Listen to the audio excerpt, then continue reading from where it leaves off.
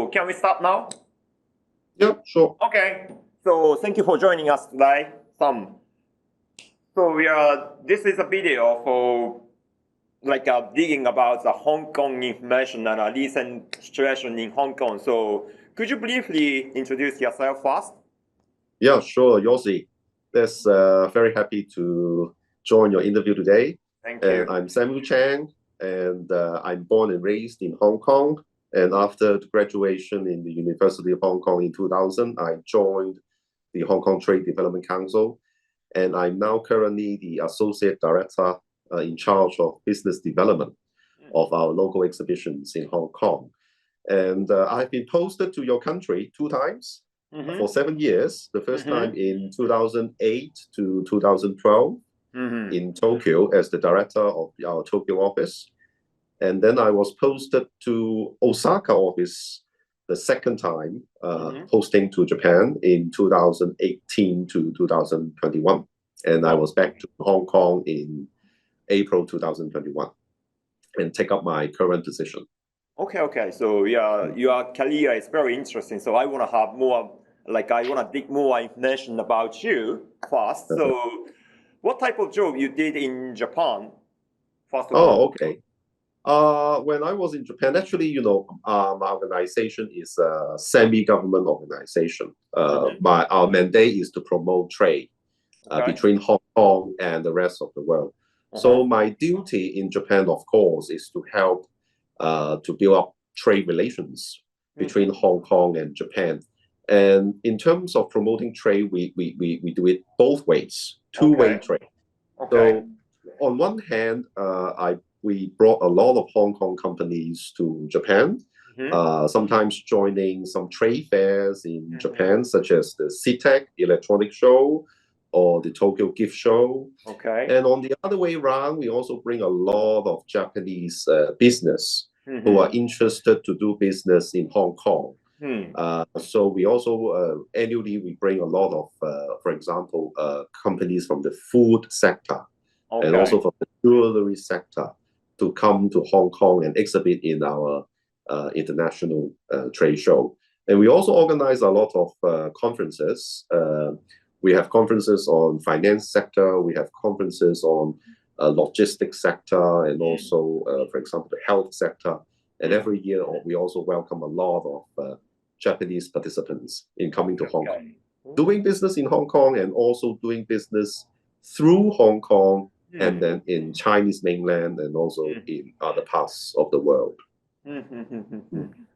Sounds interesting. So just example, if I am the company and I wanna do a business in Hong Kong, I can go to a Hong Kong and I try to find a business partner. So, maybe your company, HKTDC, right? So HKTDC can help me if I am company owner and I wanna do business. What type of help you provide us?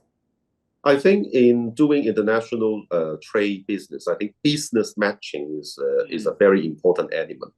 So in terms of business matching is matching potential partners that you can continue with some of the business dialogues and also explore any kind of business collaborations. So for example, if Yoshi, as you are a professional lawyer, IPR lawyer, and if you're interested in finding IPR lawyer partners in Hong Kong or finding some potential clients in Hong Kong, we are always able to help and connect you with the suitable and the potential clients. Okay, so you mainly do business matching between Hong Kong and Japan.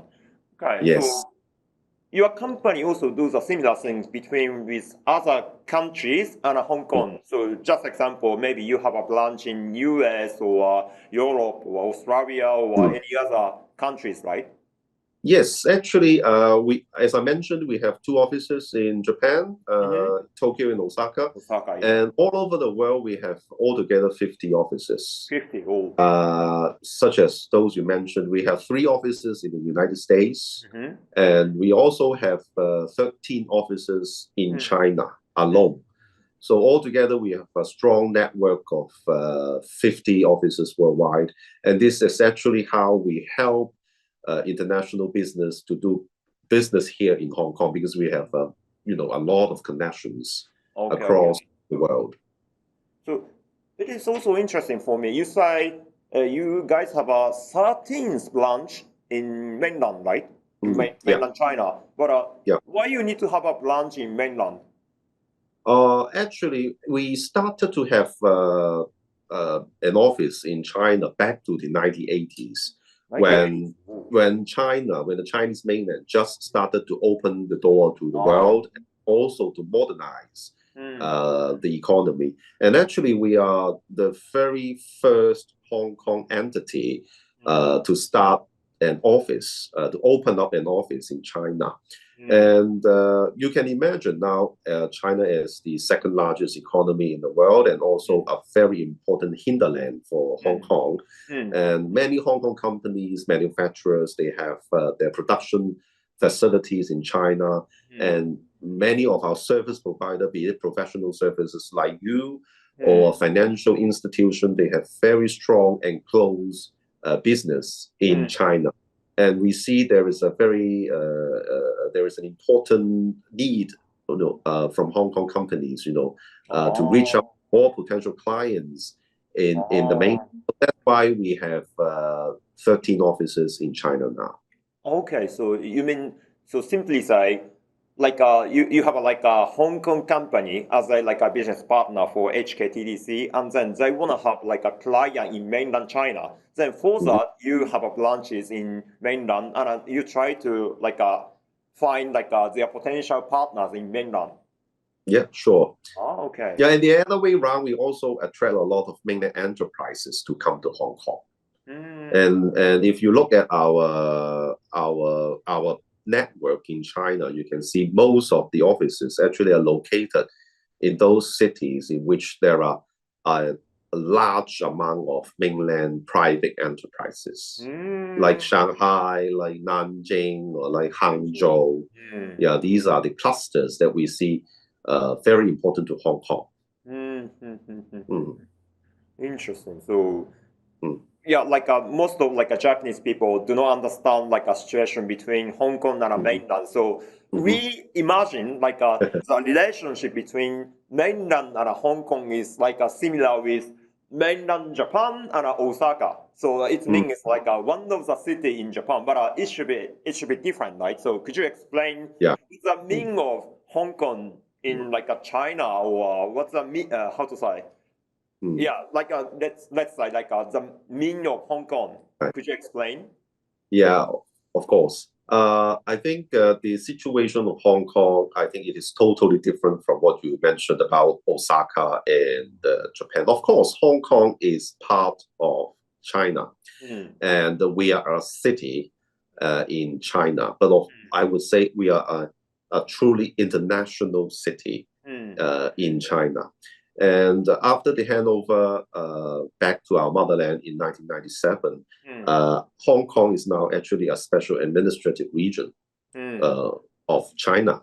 And under the one country, two systems, actually, Hong Kong, we have our own special administrative region government. We have our own legal system. Actually, if you talk about, even borders, actually, when Hong Kong people travel to mainland, we have to go through the border.